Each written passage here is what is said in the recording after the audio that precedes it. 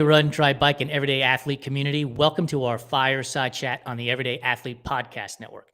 This is our 149th episode, and I'm excited to chat with our guest, Rich Soares. Rich is a triathlete, coach with TriDot, and the owner of 303 Triathlon. I got connected thanks to Jasmine Moezi of South Bay Tri Squad, whose story we have shared on our website at runtrimag.com. So make sure you go and check out Joanne's story as well as Rich's story, as that's on our website now too, but we're going to get to know him a little bit more during our conversation. Before we bring Rich onto the show, please remember to subscribe, rate, and review the Everyday Athlete Podcast Network on your favorite podcast platform. We have 9 shows for you, which means there is something for everyone, and we really mean that. Q&A shows like Beyond the Finish Line and Running Tales. If you're into music, we have What's in Your Earbuds. If you like food, and who doesn't, we have Food Fight Friday at the Aid Station, and there's more on that network. So let's bring Rich onto the show and talk to him about how he got started in triathlon and running, why being a coach is important to him, and what makes for a good podcast. Hopefully this is one of those shows that makes for a good podcast. Hey, Rich, how are you? Jason, I am doing awesome. How are you? I am fantastic. I had you in the green room just a minute ago and the mic wasn't out. So it's awesome to hear you even more clearly now. Awesome.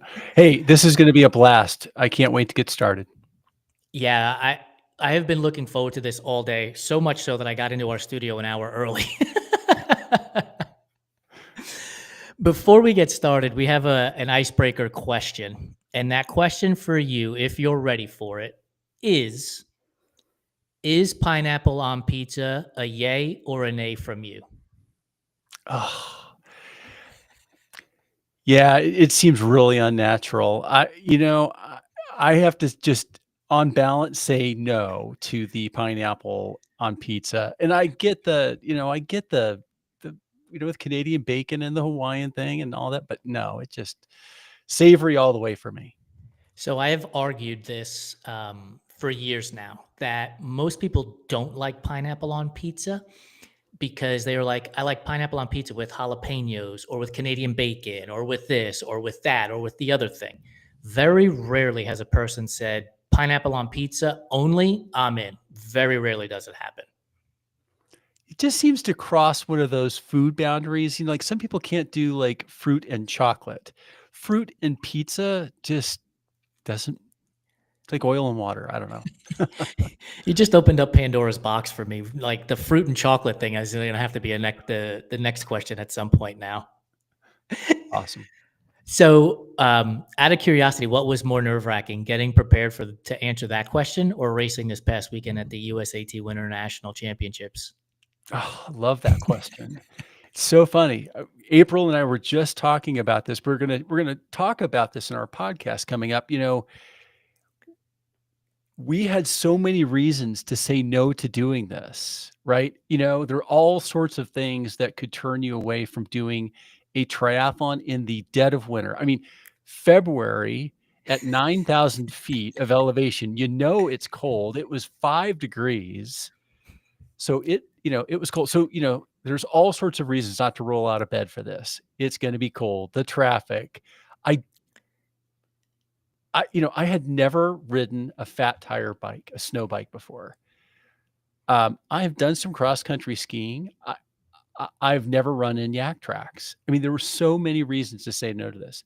All of those reasons have all flipped to mad recommendation. This is the funnest triathlon I've ever done. Really? Okay. Before we expand on this, so explain to the audience the winter triathlon. So where are you swimming? Is it an indoor pool or are you swimming in like the Polar Bear Club where you had to break ice? So think of this is winter triathlon. This is an international sport. This is a sport that has a world championship, just like real triathlon, but it is not the format that you think it is. Oh, okay. It is not swim, bike, run. It is actually run, bike, ski, and it is run in the snow. So these are packed snow trails that if you don't have the right foot gear, you're not going to have the traction that you need because it's trail running. It's up and down. And if you get too close to the edge, you're going to get out of the pack snow, and you're going to go straight through. There were people that went like down to their hip. I mean, wow. In the snow. So it's trail run with, spike shoes or yak tracks, fat tire snow bike. So those big, huge, tires, and then your choice of Nordic skiing, whether you want to do classical or skate skiing. And I know how to skate ski, sort of. It's not the most graceful looking thing, but I chose to skate ski. I had no idea that this is how this all transpired with the run, bike, ski concept. So, what was training like then? Yeah, is that number 60? Number 60, the Breckebinder. So, yeah. On the craziest of circumstances, my bib number at Western States was 60. So it must be a good number. It must be. So what's training like for you at this point? Like, for an event like this, obviously running and cycling are going to be pretty similar, I'm guessing, but now the skiing part, like, most people don't want to go to the pool and everything else, right? When they're training for a spring or summer or fall triathlon, you've got to strap on skis now. Like, what's that like? Yeah. So that's a great question again. First of all, the run and the bike, yeah, very similar in terms of like fitness training, getting yourself like to the right fitness level. You're still, doing the same kind of sets that you would do on your trainer, whether you're getting ready for a road try or getting ready for a winter try. But the difference is the bike handling and knowing how to handle a snow bike. And it's one thing, it's like going uphill it's like being on a mountain bike if you're going uphill, right? You're just kind of grinding in a low gear and you just, da-da-da-da-da. But then when you're coming downhill and then you're coming into a downhill that's got a turn, and those big tires, they float on that snow. So you find yourself going into a corner, really trying to optimize that apex of that turn to make it as wide as you can to keep as much speed as you can, but also not go sliding out through the other side. And going in, because if you go through the other side, it's not like you're going to go off the road and into a ditch, but you're going to go into some pretty deep snow. It's going to be really hard to get out of, and I just did not want that to happen. And then the running, like I showed up, I got these great trail shoes, big, good, knobby things. I thought they'd be great in the snow. I got there and I'm like, somebody's like, you better get some yak tracks. I'm like, I got some yak tracks. And those have got some pretty deep spikes to make sure. So it was really transferring the fitness into how do I run in yak tracks? How do I run in this kind of in this kind of snow condition? How do I ride in this condition? The skiing, which is your question, which was, how do you train for that? The running fitness translates fairly well to ski fitness, to Nordic ski fitness to some degree. It's just it's a much bigger effort, especially skate skiing. And so getting some time up at 9,000 feet before this race was important. So I actually came up a few weekends just to, get some skis on and just spend some time out on those trails and really try to find, what's really important is finding your pace and just finding the pace that I could sustain for, in this case, the sprint distance is what I did instead of the standard, which was a 5K ski. So is it like trail running in the sense where you've got a hydration vest so you can get some liquids in while you're doing the skate skiing? And then where does nutrition come into play while you're doing the skate skiing? Because I presume you have ski poles, right? As you're going through this process, are you stopping and pulling over and taking a bar out? Like, walk me through this. Yeah, no, again, so water bottles don't really work too well at 5 degrees. So let's just start with that. Yeah, dumb question, dude. No, totally great question. Actually, I've got my I bring up my little cooler. I've got my water bottles. I've got my hydration vest, and I had all the best of intentions of using it. And then I realized, you know what? And when we were getting ready to start, they actually told us that from the day prior where they had the duathlon and the ski, which was just a different format, that they had aid out on the aid stations, but everything froze. So they didn't even bother setting it up. And at the sprint distance, I knew, for an hour 20, hour 30, I would be fine if I didn't carry anything. I just hydrated really quick in transition. And now if I was standard distance, I would have used my hydration vest. I would have just put that straw down in the pack and Mhm. pulled it out when I needed it so that it was warm against my back. I Yeah. was generating tons of heat. Tons of heat. For those of you who are going to be doing the standard distance and want something, I possibly recommend using the apple cider flavor from scratch and warming it up. Would it still be warm? Oh, that's an excellent idea. Oh my gosh. Like we should have had this conversation a week ago, my friend, because I would have done that. So Peter, who works at Scratch, and I are friends, and we've talked so many times. And I remember them not having the apple cider last winter, I believe. And I was like, "Are you guys have got to bring that back? Like, there's so many people that want it." And he swore me to secrecy at the time, and he was like, "It's coming back, so just be prepared to order some." Money. Yeah, and so I have a couple of pouches here because that stuff is so good, especially on a cold day. And you living in Colorado, it's something that you could just drink while sitting watching the snowfall. You don't have to be out exercising. It's that good. Yeah. No, that sounds fantastic. Where's the code? Peter, you hear that? I'm going to tag him in the comments.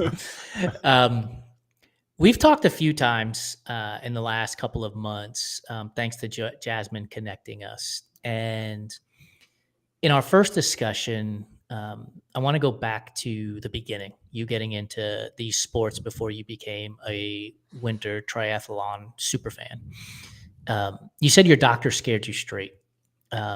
Thinking back to that time, is it even possible for you to think about you having a conversation today about winter triathlon?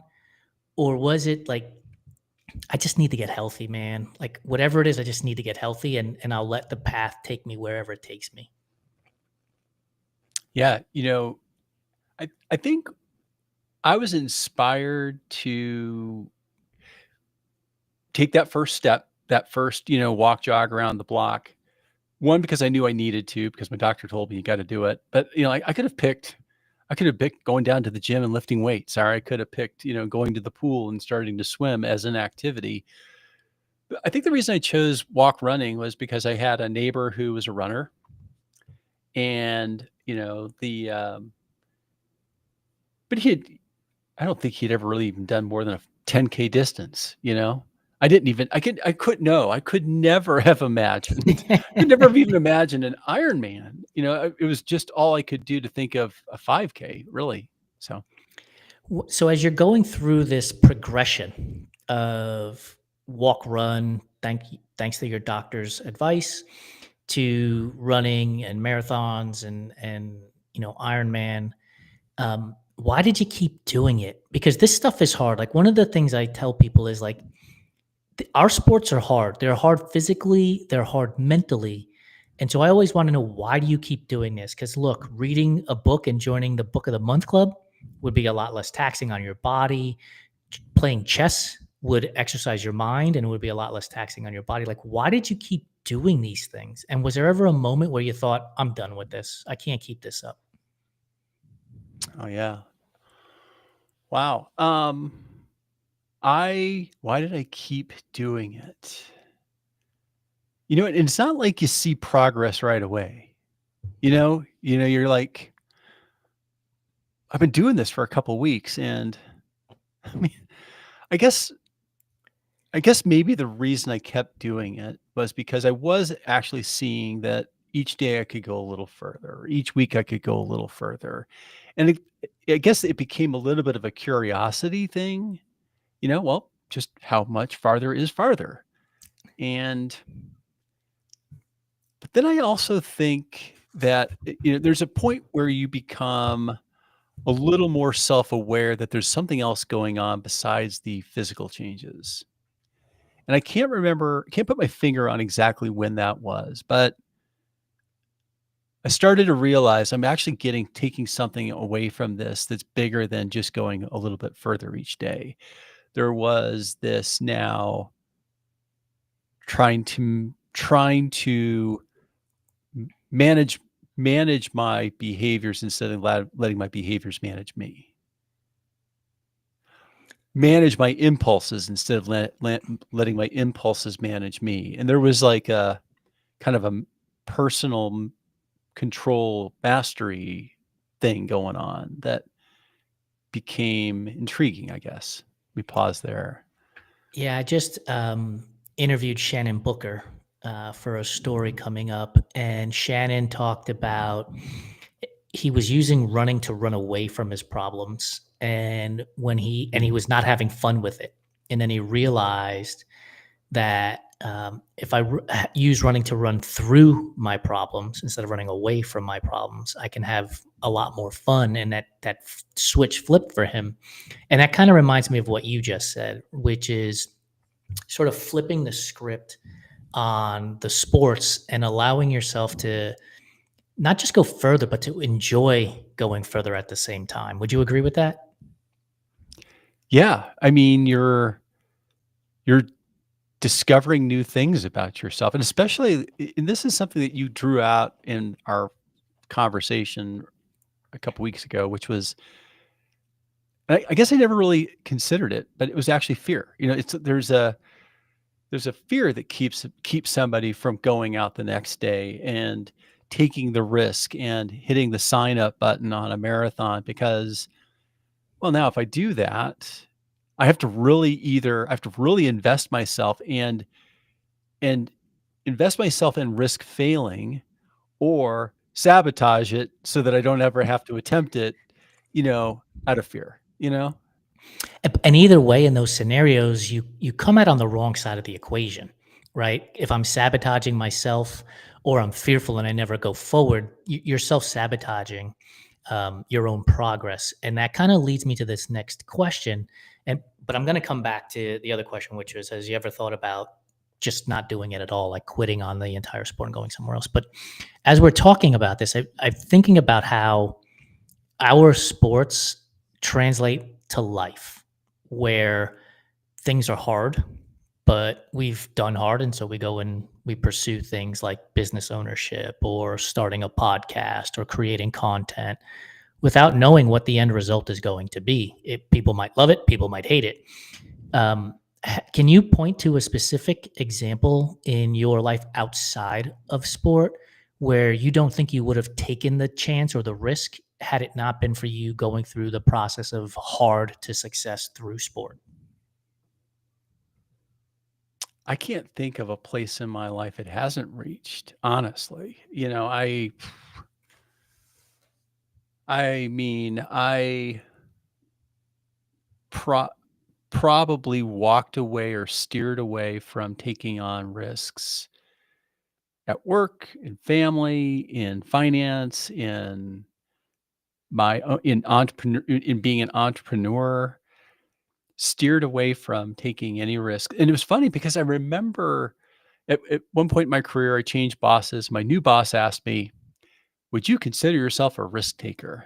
And I was like, "Hell no."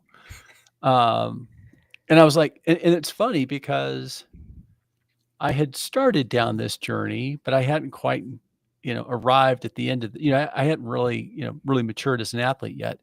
Now I would say that I've learned to be able to transfer not only the willingness to take on a risk, but then put together the plan, the daily routines, the habits that you need, the discipline that you need. I mean, I guess this kind of comes back to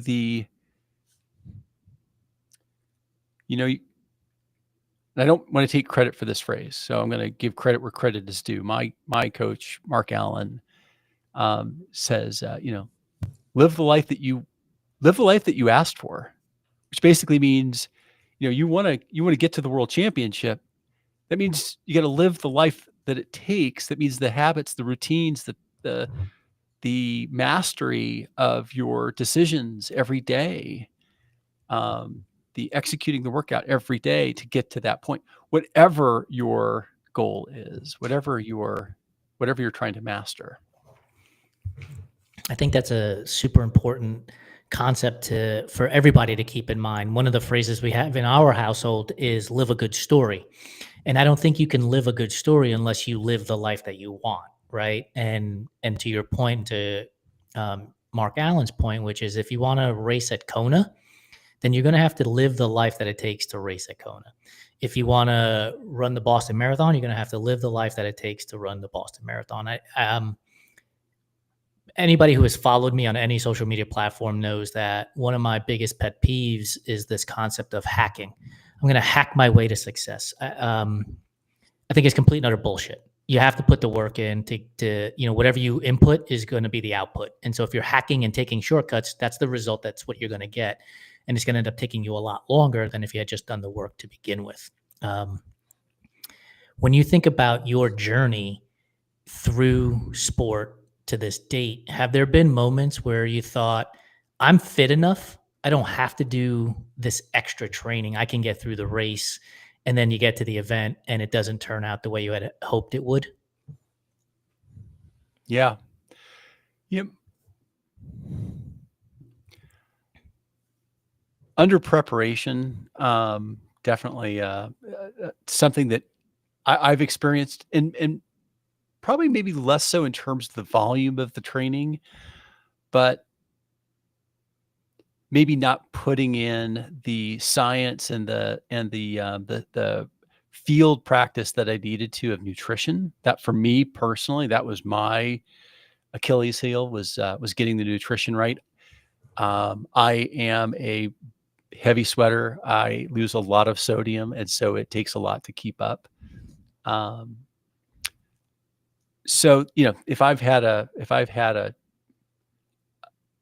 thing that really has been one of my sticking points in my athletic career, it was that. Where does the mental aspect of the sport come into play when it comes to training for you?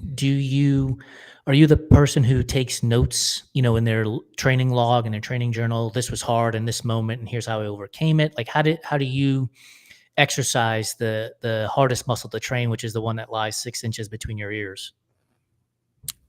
Yeah. So this is actually my favorite part of coaching, which is the mental skills and how to prepare for, really how to, if you're really trying to get the most out of your training, you want to go into it with the best plan and intentionality, right? Each and every single workout, right? And understanding kind of why that workout exists.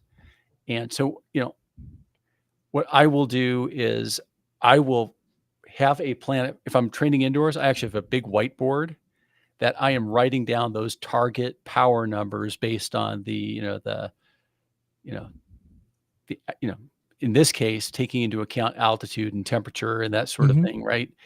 And I'm making sure that I am really going into that workout with a lot of intention.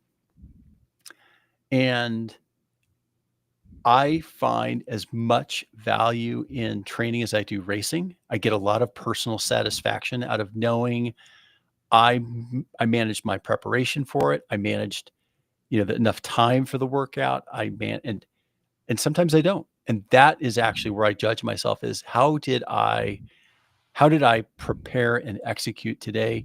Not really necessarily what the outcome was. Did I bring everything I had today?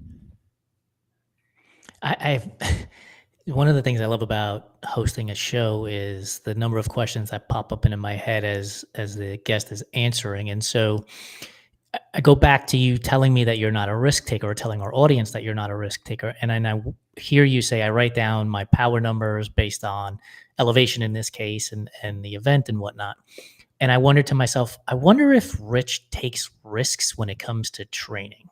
In other words, if you keep doing the thing that you're doing, you're going to get the results that you're going to always get.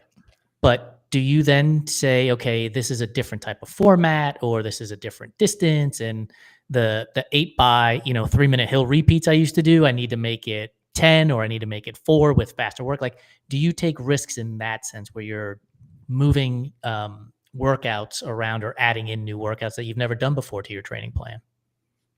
Absolutely. In fact, there's a really good example, and I do this with my athletes too, especially those that are really trying to go into a race with the right mental state in terms of pacing and the rate of perceived exertion that they're going to have through the race.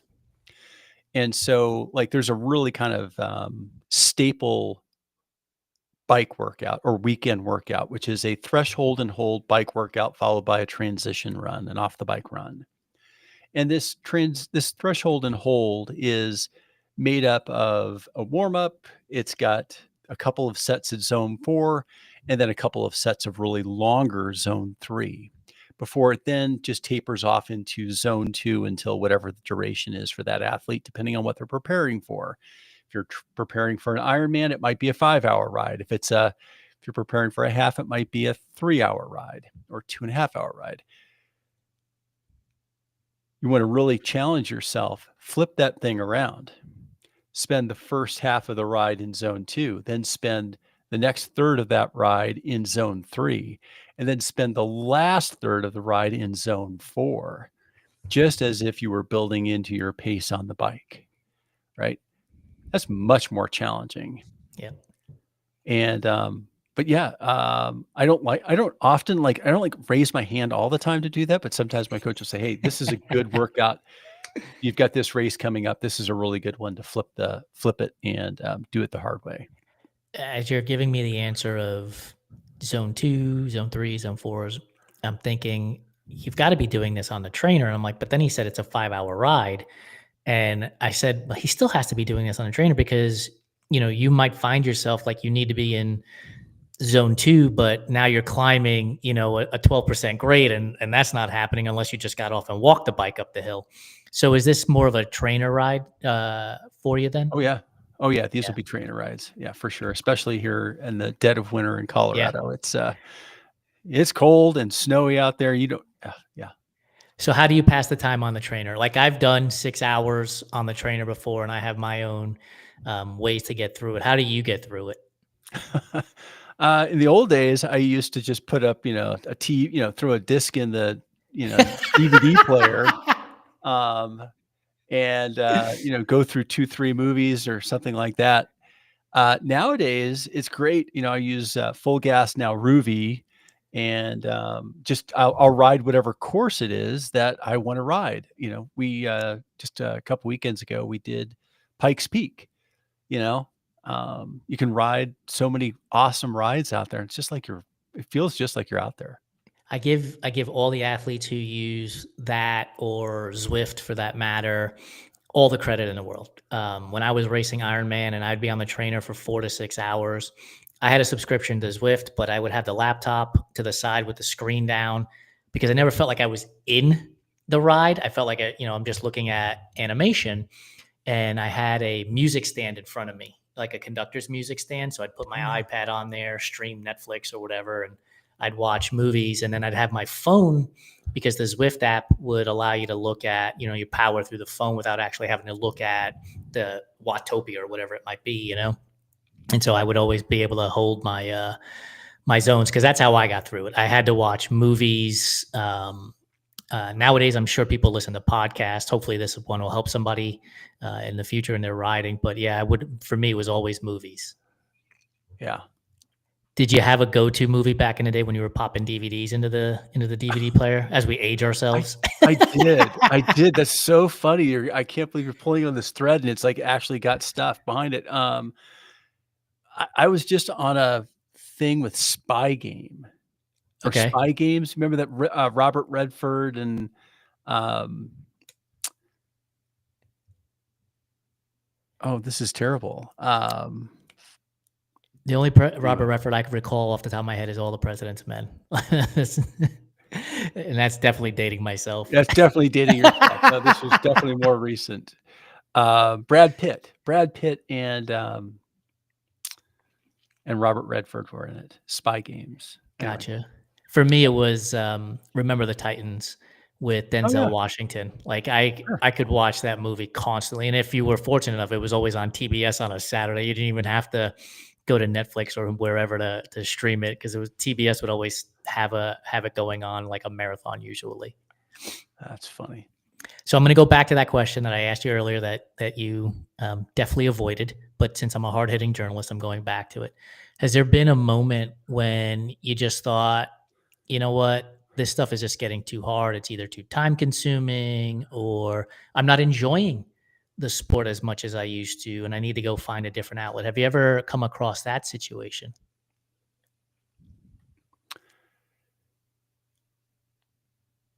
I have scaled back what I used to do. Like I think I definitely got to a point with Ironman that I was like, okay, that's my last Ironman. I'm pretty sure. And then I would do another one, and then I would tell my wife, no, I'm really sure this time. And then I finally got to 5, and I'm like, okay, now I'm really, really, really, really, really done. Um, and again, that was a little bit of just, my struggles nutritionally. Just, wasn't enjoying it as much. And I wanted to continue to grow in the sport. So I found a way forward, which was the podcast, learning more, talking to more people, networking, just really starting to learn more, grow my mind instead of, just my distance and my miles. What I found ironic was that I guess I did. I anticipated that someday I was just gonna, like, and I've had give it up. I've had so many friends that have, like, said, "Yeah, I finally retired," or "I'm retiring," or I'm like, "My gosh, you were the reason I got into this and you're retiring? Now what? Like, where do all my friends go?" Um, I have found myself much more willing to give up other things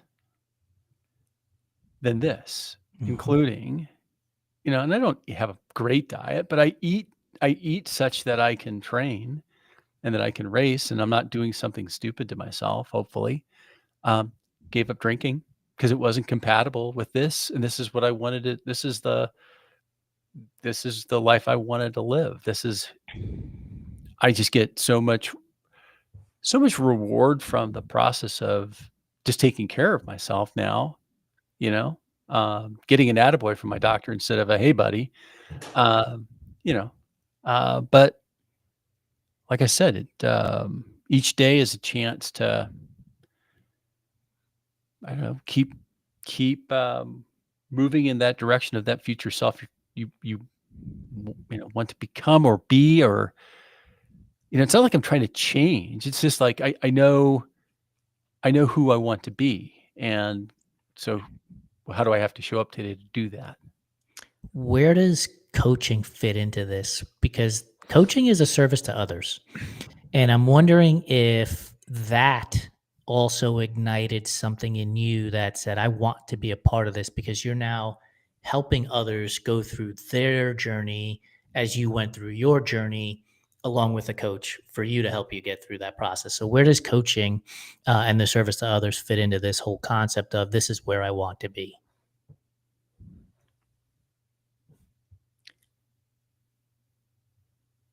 Everybody that goes through this is a very personal journey, right? It's a very personal experience. You have your extremely personal reasons for doing it. It's kind of like, that 5 whys, right? Asking this, a why, and then why, and then why, and then why, and then why. And what I get so much personal gratification out of is the personal transformation that I see somebody else go through, right? I mean, like, I know what that was like for me personally, and, like, the things that I didn't see coming, the things that I'm like, wow, better than I ever hoped for, in terms of some of the outcomes here. And you get some people who need this to make personal transformation. They recognize right off that this is going to be a way to make personal transformation. I have an athlete that signed up this year, and I asked her, I'm like, our first meeting after she agreed to sign on, I'm like, I just want to acknowledge that you have decided to make a very big commitment, not just of your time, but of your money. I mean, this is, you're making a part of a car payment here, Yeah. every month for this service. Tell me why this is so important that you are willing to make that big of an investment in yourself. And she said, I'm a nurse. For the last 20 some years, I've been taking care of my kids and my husband, and I've lost track of who I was, and this is a way to find myself again. I'm like, now we are talking. I- And now to have this vehicle where I know that, like, we're making a difference for her every week. And, like, it makes it so important for me. Like, it is the most important meeting on my week to make sure I am there here in my seat to have this conversation, to be on this journey with she and he and, you know, anybody all the folks I work with. And not all of them get that right away. Some of them, they have to figure it out. Yeah. One of the guiding principles for me as a business owner, um, which is translated into a lot of other facets of my life, is Simon Sinek's book, which is Start With Why. And I don't know if you've ever read the book or not. And for the audience, go to YouTube, search for Simon Sinek, Why. There's a 17, 18-minute TED Talk. And basically what he says is people don't buy what you do, they buy why you do it. And in this case, with this athlete that you're talking about, like her why is extremely strong. And it's something that you can fall back on when things get hard, when the training is hard, and when she has questions of ability, right? We're here to help you find yourself. We're here to help you take care of yourself. And that will reinvigorate her and inspire herself with her own words. And I just find that to be super important to have a really strong why. Because, like I said earlier in this conversation, these sports are hard, right? Like if you're a parent, you got to get up at 4 a.m., 3 a.m. to get running in before you got to get kids off to school, or you're trying to do it at 9 p.m. at night. Like this stuff is really, really hard. So your why has to be super, super strong. Would you agree? I would, and I would say, if you're listening to this, you can take yourself through this, right? You can start with, why do you want to do this? Well, I want to see what my personal limits are. Well, why? And well, because I guess I've never really challenged myself in the past. Well, why? Well, because, I failed out of school and, I just haven't, okay, now we're digging into some, okay, you've got something that is really meaningful to you now that you can tap into. I'm going to jump into the 303 triathlon, your podcast, and your business, because I think this is a perfect segue. I'm smiling as you're talking about this topic of helping others and finding their why. And it's one of the reasons why I love owning Run Try Bike, is because I get to talk to athletes like yourself and finding their why. As a podcast host, you're creating content. Do you find it difficult to separate yourself from the stories that are being told to you, because you're also a coach? And so if somebody's saying something to you about maybe it's RPE or the training that they're doing, do you find it difficult to stay on the outside and have a conversation as opposed to being a fixer and saying, well, no, this is how you should be doing it? So I'm just going to make sure I'm tracking the question here. So as a podcaster, I'm interviewing coaches and I might be asking them about their opinion on something or how they would approach something. And I have a disagreement. I have a fundamental disagreement with what they are saying. I I don't ever engage like that in that kind of a forum. I am in my podcast style, what I am trying to do is really help my athletes get as much from this individual as I can. This person is on my podcast because they have better credentials than me. I guarantee it. Um, and I want my one of the things I've learned as a podcaster is if I see my bar when I'm editing, if I see a lot of waves on my bar, I really failed in this interview. I want to see as few waves on my bar as on my channel as I can, because that means that I've asked a good question that has got my subject, sharing as much knowledge as they have. Yeah, as they say, ask the question and get out of the way. That's Yeah, it. totally. Yeah. Have you had a coach tell a story or give a tip that just hit you over the head in a good way? Like, I had not thought of that. That's an amazing story concept. Is there one that you can point to so that we could send our audience to go listen to it? Yeah. I think I think probably the most fundamental thing for athletes to get right is sleep. And I think that I think so many athletes underappreciate, not everybody. This is not a, I mean, I talked to a lot of athletes that really love their sleep and will get in plenty of sleep. But I also work with a lot of really busy professionals that are, and their parents. And I'm like, "Are you getting plenty of sleep?" And I'm like, "Yeah." I'm like, "Oh, how many hours was that?" "It was 6 hours, coach." I'm like, "Hmm." I think we know why you're not feeling so good, why you're having a hard time putting up those power numbers or holding that pace or whatever. Um, yeah, the interview is with Dr. Kirk Parsley. There's actually 2. I've actually interviewed him twice, because of, popular demand, and decided to have him back and go a little deeper.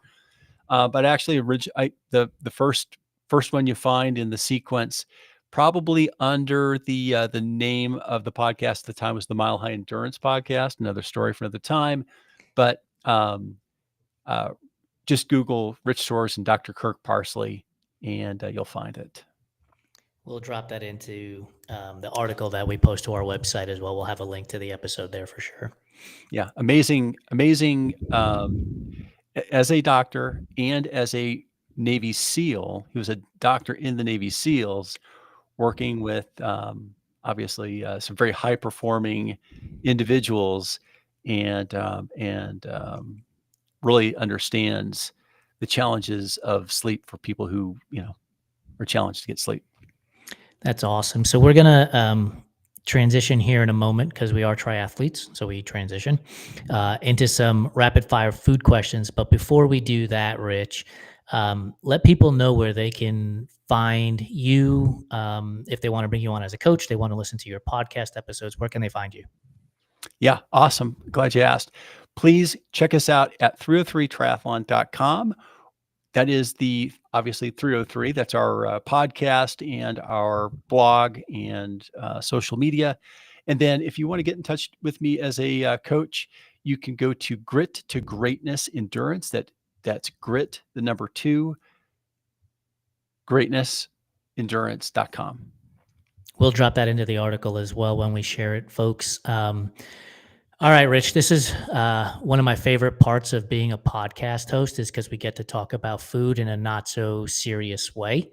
Are you ready for these? By the way, we call them rapid fire, but by all means, take your time, think deeply on them, because if there's anything I love more than a good food conversation, I have yet to find it.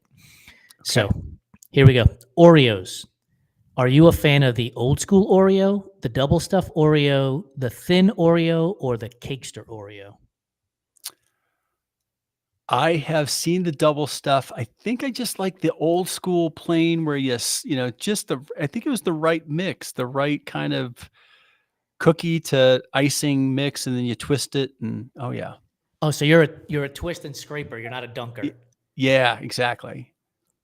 So I had Jason Fitzgerald on a few months ago, and I asked him that question, and he gave me an answer I'd never heard of when it comes to consuming Oreos. He said he takes the first Oreo and he throws it in the milk and lets it sit there and disintegrate while he's eating the rest of them, right? And then when he goes to finish the milk by drinking it, he gets like this rush of almost like a cookies and cream ice cream because the Oreo has just completely disintegrated into the glass that his milk was in. And I just thought that was genius.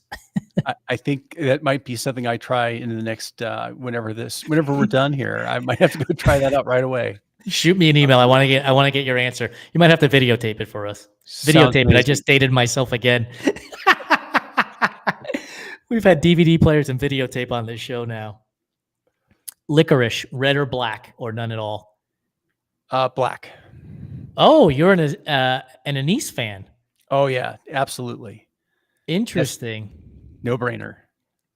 You might be one of the very few people. This is our 149th episode that has said black. That's amazing. Really? Yeah. Huh. Most Okay. people are red and or none at all. So Outliers. yeah, for sure. What turned you on to black? Was it something you had as a kid? I just like the taste of it. I like ginger. I like, Yeah. tangier things, I guess. Yeah, a stronger taste profile because I love ginger too. Like my favorite Oh, cookie yeah. is gingerbread cookie, ginger Ginger snaps. snaps. Oh, Yes, can't go wrong. honey. Yeah. Are Peeps a real candy, or are they just stale marshmallows covered in gold glitter? Ah, not they don't even qualify as stale marshmallows. Those things are toxic waste, man. No, no. I can't Uh, even think about putting one of those in my mouth. I'm ready. I can't wait for this one then. Candy corn. Is candy corn a real candy, or is it just earwax covered in sugar? No, candy corn's a sure candy corn's a real thing. Oh Yeah, can wow! yeah. Are you the Like are you the person who likes the candy corn that iteration that had the brown on the bottom, or just give you orange, yellow, and white? orange, yellow, and white. Yeah. What about the pumpkin candy corn, the pumpkin variety when Halloween rolls Yeah. around? I think that's fine too. I think that yeah, it's just, in a different form. I'm not a big candy eater, but, actually candy corn, I could make an exception for. All right, well, we're going to stick on the candy path, even though you're not a big candy eater. Grandma's got her candy bowl out. There is the butterscotch, there is the peppermint, and then there is the strawberry hard candy, the strawberry filled hard candy. Which one are you taking? I know all of these well. Butterscotch, hands down. My grandmother had butterscotch. I loved them. Yeah. Werther's So good. Original or Brock's? Oh, Werther's Original, I think. Yeah. That's a good one. It's hard. Look, you're not getting an argument from me. I love butterscotch too. Creamy or crunchy peanut butter? Crunchy. How do you make the peanut butter and jelly sandwich? Do you put the crunchy peanut butter on one slice of bread, jelly on the other, smash them together? Or do you put peanut butter on one side of the bread, jelly over top of it, and then fold over the other piece of bread? Okay. So, um, peanut butter on both sides, Oh, and then I use honey in between instead of the jelly. And I very use the nice. honey to glue the 2 sides together. Honey glue. And yeah, and then that goes into a little plastic bag. That's a kind of a good, it'll put in your back pocket while you're riding for a while. Yes. So are you leaving it as just a square, or do you cut it? Do you cut it into two rectangles, two triangles? How do you just a square? Yeah, just a square. You gotta one hand that thing, right? So, yeah. So I told you I could talk about food all day, man. So now are you biting right into the middle of the sandwich, or are you eating from edge to edge like corn on the cob? Oh, probably more like corn on the cob. Definitely, I'm gonna get one side, and you don't want to go for the other, corners or boundary, like, unless you got some oozing out, then you wanna get that before as it's oozing out before it hits you know, whatever. So we had Shannon Mick on this show, and her answer was she cuts it into two rectangles, but then she turns the half a sandwich sideways and uses the crust as a handle and eats it like corn on the cob. So she eats the interior piece, and so she just ends up with the crust on the outside. She doesn't like the crust, which Okay, sure. yeah. So, again, dude, I could talk about food all day and people's food habits because they blow my mind. Like this is fascinating to me. Crust phobia. Yeah, crust, literally, right? And yet I Pizza love the bones. crust. I love pizza bones are my favorite. Oh my goodness, the best. You- If they're like when I see people eating pizza and they're just piling up the crust on the side, I want to lean over and be like, "Can I have those?" What's wrong with you? Yeah, yeah. Red velvet cake. Is red velvet a real flavor, or is it just chocolate cake dressed up to go to the prom? Chocolate cake dressed up to the prom, understatement. Again, it's almost in the peep category for me. Not a red Yes. velvet fan at all. Look, if it's cake, there's a very good chance I'm eating it, but it's definitely not the first one on the top of the list for me. Yeah. So what's going to be on the top of the list of cake for you? What's the first cake you're like, if you had your druthers and somebody was going to bake you a cake, what are you asking for? Tiramisu. I'm not sure that really counts as a Oh, cake, but definitely a tiramisu. is it because I of the mean, coffee? yeah, I'm just a big yeah, and I like that just that, like, soft, like, kind of sort of damp, spongy cake, you know? Oh, it's so good. Yeah, tiramisu is hard to beat, man. It's really hard I to mean, beat. if I've got tiramisu at the end of the buffet line, I'm gonna start at the other I'm gonna go upstream because 'cause I'm gonna start there because life's uncertain, so Like your bike trainer workout. Let's flip it. yeah. Do you have a favorite pie? Is there a pie that you're like, this is number one? Everything else is second place. Lemon cream. Oh, so you definitely do like tangy then. I like tangy, yeah, like coffee yeah, strong, bold flavors, yeah, but Yeah, I used to like red wine when I used to drink wine, but yeah. I'm a key lime pie guy. So again, that oh, tangy yeah. hit you in the face flavor. Give me key lime pie all day. Do you have a favorite flavor of ice cream? Pistachio. Interesting. As With the in, nuts. yes, Oh, yeah, you gotta have, like, as the nuts. ice cream or as gelato. Either, actually. I would go with either, but, yeah, So pistachio. if pistachio is at the top of your list, is that also one of your favorite cannoli flavors, or are you straight chocolate chip or plain Oh, cannoli?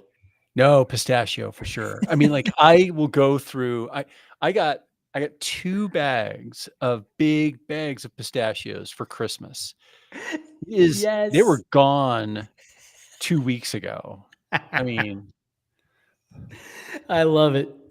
I have two more for you here. Actually, maybe three more. Chocolate chip cookie or oatmeal raisin cookie? oatmeal raisin cookie. Savory or sweet? One has to go for the rest of your life. What are you eating? Oh, savory, 100%. Yeah, that's an Yeah. easy one. Yeah, yeah. Are you a Pop Tart guy? Not really. Not really. Well, that's not true. Century Ride, you bet your butt. Are you You going gotta frosted or unfrosted on that Century Ride? oh, yeah, if you got frosted, like, like the cinnamon toast or cinnamon sugar ones or Yep. whatever those are. Yeah, oh, yeah. Yeah. Or yeah. We talked about peanut butter and jelly. So does your Jersey pocket have Uncrustables back there as well then? I am known to throw some Uncrustables back there, you betcha. I like Yeah. especially on a long ride like that, if you don't have a run after, Yep. Yeah. solid food all the way. Uncrustables are a cyclist's best friend, and they Yeah. have them in strawberry, grape, Nutella, and honey as well. So you've got your variety pick. Oh, I didn't realize they had it in honey. Yeah, yeah, you can get it with a Ooh. honey one version too. All right, last one for you, Rich. I really appreciate your time in playing this most ridiculous food fight game with me. Brownies, they're out of the oven, they're sitting on the counter. Or which one are you going for? Are you going for the corner piece? Are you going for the middle piece that has the edge on it? Or are you going for the middle and all the ooey gooey piece? God, I love it. Your questions are just brilliant. I don't know how, like, you came up with these. The corner piece all the way. I love like, again, like, it's like the crusty part. It's like burnt cheese. I don't know. Are you a Sicilian fan? Sicilian pizza fan then? You know, I kinda like pretty much I like all varieties. I would have to say, though, like, if we're gonna go pizza, like, if I had to choose, I only have one more pizza I could ever order. What style would I order? And it would be New York then. Yes, we win. As a New Yeah. Yorker, I'll take that all day. We'll end the show on that note. Rich, thank you so much for joining me on our fireside chat. For those of you who are listening or who are watching on our YouTube channel, thank you very much for hanging out with us. Be sure to subscribe, rate, and review so we can keep bringing on great guests like Rich. Have a great night, everybody.